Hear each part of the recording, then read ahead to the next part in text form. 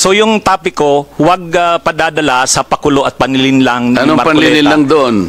Yun nga po, explain ko yung sinabi ko. Kasi Ano opinion ko po ito. Sabi ko, Oo nga, hindi panlilinlang yun. What's the point of order of Ms. Point of Franz Castro? order po yung conduct nung palitan nila ng ng exchanges of words. kaya ko po sinasabi na yung ako naninindigan na yung vlogging ko, hindi po fake news kasi opinion ko po yun. I want him to apologize, Mr. Chair. Kung abogado ka talaga. Sorry, Mr. Chair, I won't apologize. Opinion ko yun. Mr. Chair, I move that he be cited for contempt. Congressman Rodante Marcoleta is not a member of any of this committee. So he cannot move any motion regarding this issue.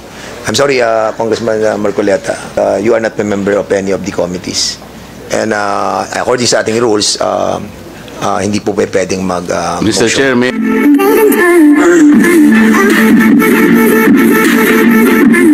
Sige, you're raising your hand, Attorney Ricky. Last, then we'll proceed with the Congressman Plato. Yes, Mr. Chair, salamat. Last na po ito. So, hinanap ko po talaga yung vlog ko na yun kung tungkol saan. So, nakita ko na po. October 21 pa po pala yun, 2024. May post kasi si Honorable Congressman Marcoleta. Ang post niya, yung tungkol sa pagbisita niya sa Naga. Taga-Naga po kasi ako. Nakipagkita siya kay former Vice President BP Leni. So, ang post ni Honorable Congressman Marcoleta na yun yung mark ng pagiging statesman. Kasi siya, hindi siya kay Duterte, kay Marcos, kay Leni, para sa kanya unity. So yung topic ko, huwag padadala sa pakulo at panlilinlang ni Anong Marcoleta. panlilinlang doon? Yun nga po, explain ko yung sinabi ko. Kasi opinion ko po ito, sabi ko... Oo nga, hindi panlilinlang yun.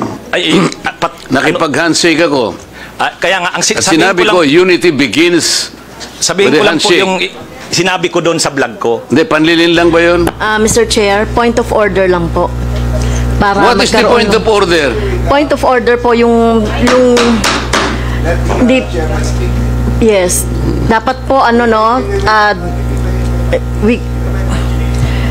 Mr. Chair. Okay. You So, what is the point of order Kasi you of gave time Congressman to Franz Castro? Attorney... Wait, I'm still speaking. sorry. What's the point of order of Ms. Point Franz of Castro? order po yung conduct nung palitan nila ng exchanges of words. So, you have recognized po Attorney Ricky. So, let him explain before our colleague Marcoleta. I understand. Yeah. Okay, I'll be so, letting... para maging wait, okay. And please Yeah, I understand address, both of you, please address the chair para hindi po Yeah. nagsasagutan. Alright. Thank you. So we'll be letting Attorney Ricky to reply, and then I'll give a chance to Congressman Marcoleta also to ask you as well. Sige. Yes po, Attorney Mr. Ricky. Chair, thank you po. Ang sabi ko lang po, kasi kanina po, tinatanong ako tungkol dun sa vlog ko na yon. Hindi ko talaga maalala sa dami ko ng vlog. So, binasa ko po, pinanood ko. So, tungkol po yun sa post ni Honorable Congressman Marcoleta. Sabi niya, reading from netizens, reactions on my brief and casual meeting with former VP Leni. After my trip to Sipokot, I now realize how really divided our people are. Reaching out to all our leaders can also be personal. Our ability to show our humanity beyond the realm of political. How else are we able to exemplify the true meaning of statesmanship if you refuse to extend your hand to all who wants to grasp it? I believe unity always begins with the handshake. Tapos may picture siya, kasama niya sa PBBM, si Duterte, si Leni, si Sara. Ang reaksyon ko doon, sabi ko, wag tayong padadala doon sa pakulo na yon at panlilang kasi sabi ko, ang totoong statesman, ang paninindigan niya para sa bayan. Hindi ko nakita kay Congressman Marcoleta na ang mga paninindigan niya sa issue ay para sa bayan. So honest opinion ko po yun. Yung po yung ko. Hindi po ako doon, hindi po malicious yung yung intention ko doon. Mr. Chair, may I react? Yes, of course. Congressman Marcoleta, now you have the floor. Pinutol mo lang, attorney. Ang kasunod nun, alam mo, tingnan po ninyo yung record ni ni Congressman Marcoleta. Siya yung nagsara sa ABS-CBN. Ang yabang-yabang niya. Yes. Isip-isipin mo, sasabihin mo sa kanya, you do not even know the issues. Attorney, alam mo ba yung issue sa ABS-CBN? Yes, yes po. What do you know about it, Mr. Chair? You can reply, Attorney Ricky, please. Mahaba po yung mga issues. Pero ang niraise nyo pong issues doon, maraming hindi binabayaran ng tax ang ABS-CBN, may mga properties na inacquire na illegal yung pagkaka-acquire, hindi binabayaran ng mga workers. So, mainly po yun yung nakita kong niraise yung issues nung pinasara yung hindi binigyan ng renew yung franchise. So, Mr. Chair, ano ang panliling lang doon?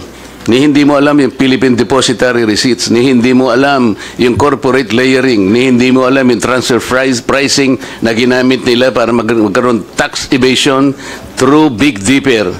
Ni hindi mo alam ang napakarami nun. Pagkatapos magbibintang ka na pakulo lang lahat ito, tako'y nanlilin lang. Ano ang ibinibigay mo sa followers mo, Mr. Chair? Wala kang masabi na panlilin lang eh. Ang sinasabi mo ngayon, opinion eh. Pwede kang humabi ng opinion, attorney kung talagang attorney ka. Pero wag kang mag-chat-chat na ako'y nanlin lang ng mamamayang Pilipino.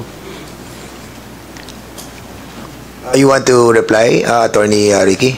Yes, Mr. Chair. Ayun, Okay, yun go po ahead. yung, kaya ko po sinasabi na yung ako naninindigan na yung vlogging ko, hindi po fake news kasi opinion ko po yun.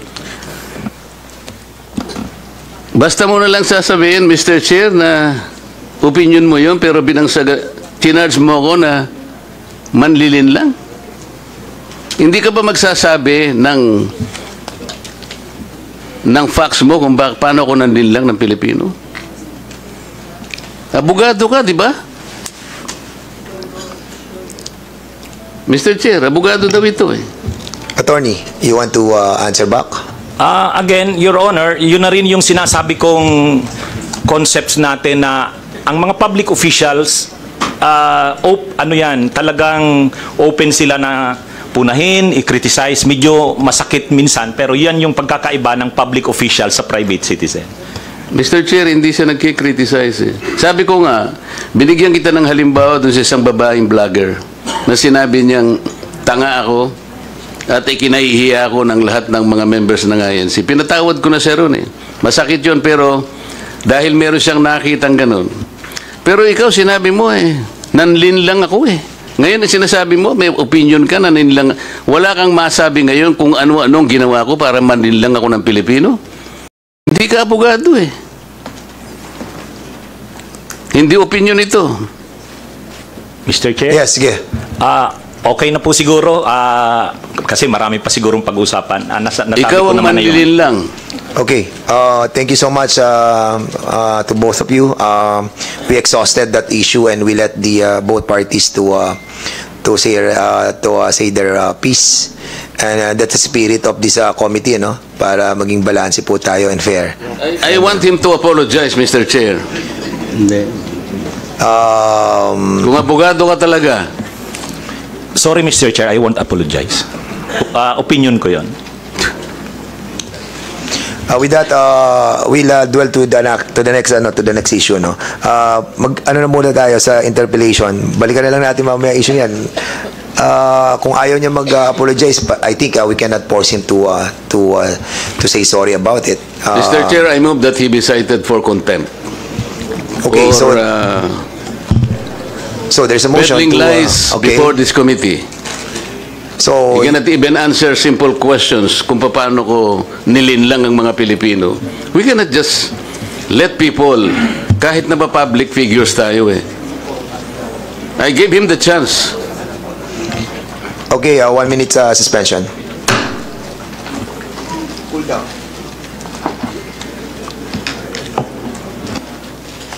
The parliamentary status ng ating committee, there's a motion that was moved by Congressman Marcoleta to cite Attorney Ricky in contempt. Unfortunately, Congressman Rodante Marcoleta is not a member of any of this committee. So he cannot move any motion regarding this issue. I'm sorry, Congressman Marcoleta, because I've been informed that you are not a member of any of the committees.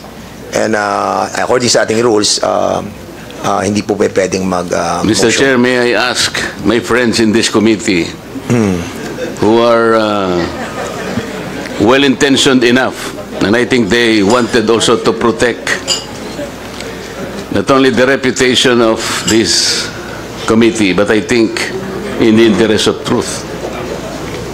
With that, Mr. Chairman, siguro, Mr. Chairman, Co-Chair, Mr. Chair. while, sige, Congressman, Can we table this motion for the meantime and proceed with the interpellation? Yeah. I think we can go back to that motion later. By but others. I think we should discuss that thoroughly, since this will be a contempt order, and it will be needing the approval of the members present.